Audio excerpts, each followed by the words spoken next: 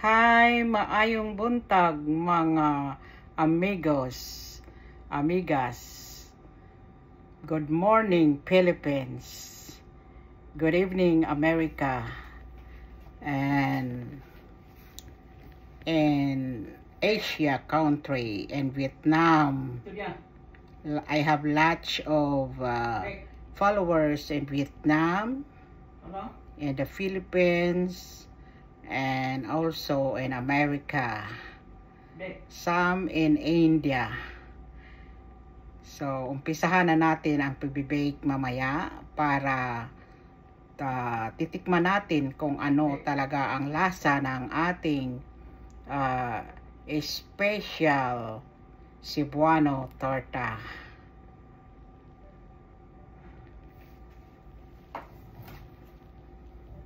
Thank you for watching my wall.